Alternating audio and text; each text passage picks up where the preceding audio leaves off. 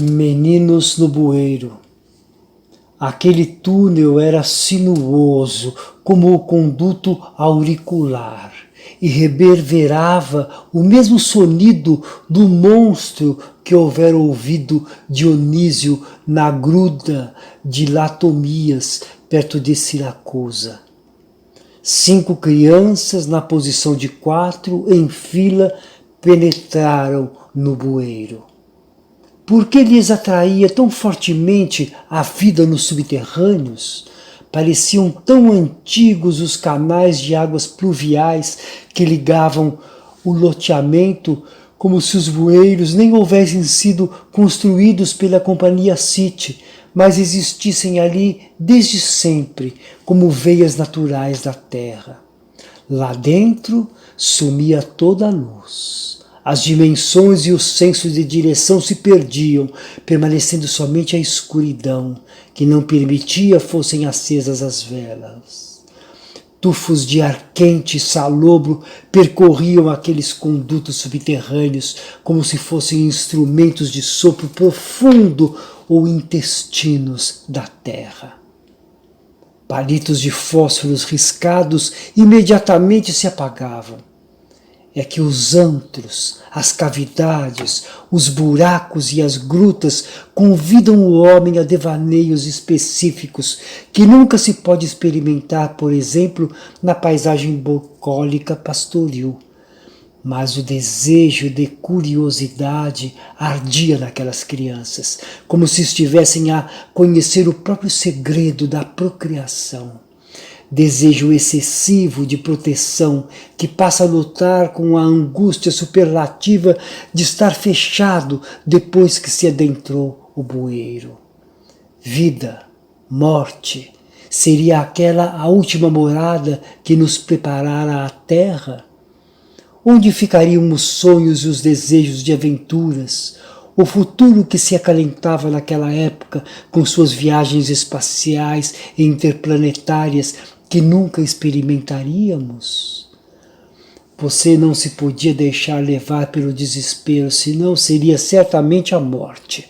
Até hoje, ao lembrar-me daquela situação dentro do bueiro, voluntariamente metido nas veias subterrâneas da cidade, uma angústia que nunca serei capaz de enfrentar parece querer abocanhar-me e torna difícil e penoso o caminho de rastrear tais memórias.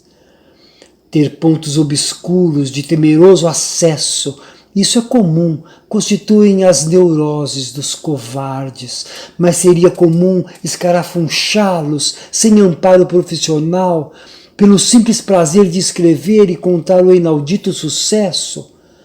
Só os loucos, desequilibrados ou os extremamente corajosos ocupariam o tempo presente da literatura, que poderia ser gasto em leviandades amenas para fincar os pés na escavação de tal precipício. Depois, no final, viria a mesma conquista da estranha incursão no bueiro. Já era noite, mas lá dentro, naquele minúsculo aperto de escuridão, não o saberíamos de toda maneira. Com as fagulhas de tochas de jornal ardendo em nossos olhos atentos para evitá-las, embora desviar fosse impossível pela exiguidade do espaço.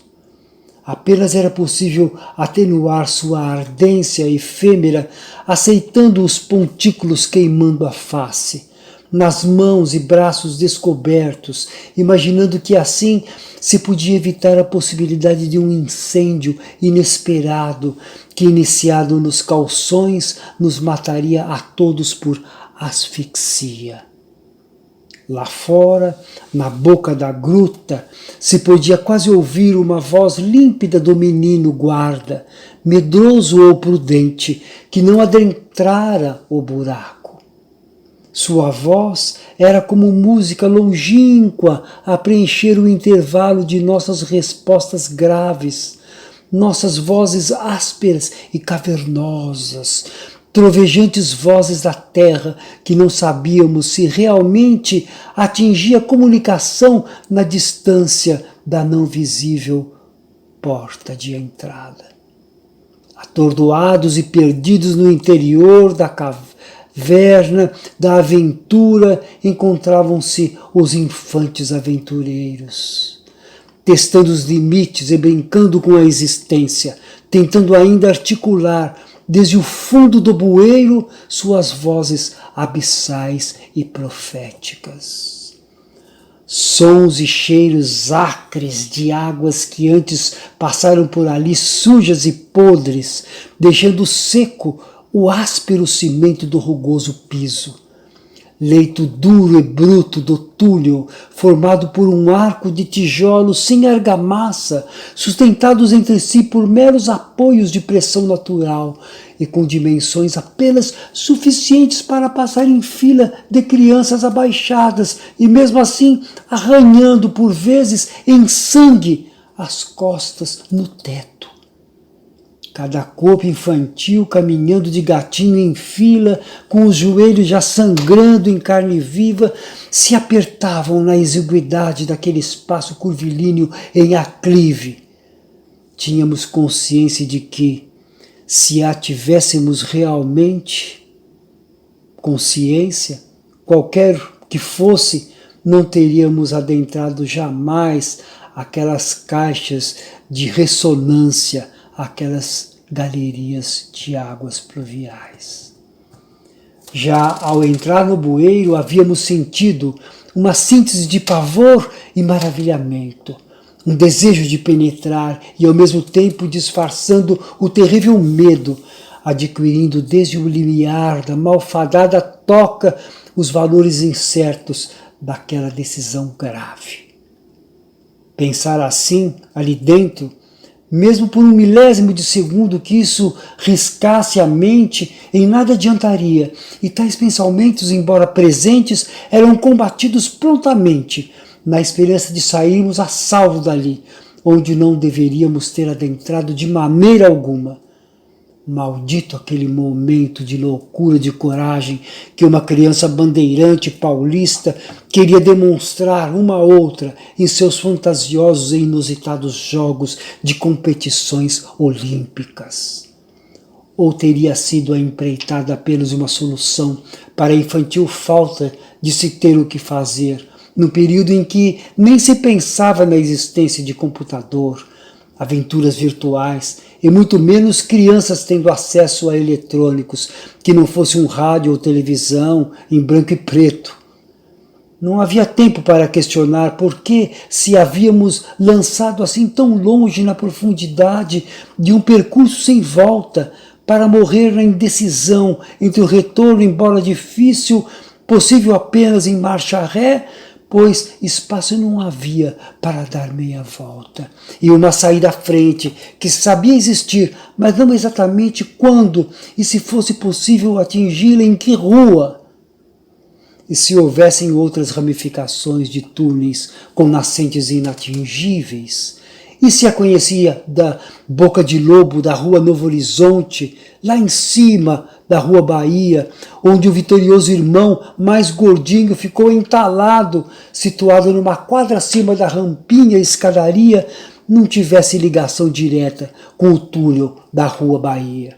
E pior, e se chovesse justamente naquela hora? Morreríamos todos afogados. Mas se estamos agora relatando o caso depois de várias décadas do sucesso, é porque de todo jeito uma saída foi encontrada, embora de nós não haja nunca plenamente saído os obscuros sentidos daquelas práticas bizarras. E na noite seguinte, nos sonhos da madrugada, rola na cama o infante espírito suando, envolvido pelos resquícios da diuturna aventura subterrânea, em pesadelos de claustrofobias e escuridões. Mas finalmente, sem que fosse preciso acordar, fez-se a luz, e não acreditando na nossa boca aberta, gritando eterno "ah!" de prazer, vivos, como se estivéssemos despindo para um banho de estrelas. Isso foi a memória do menino do bueiro.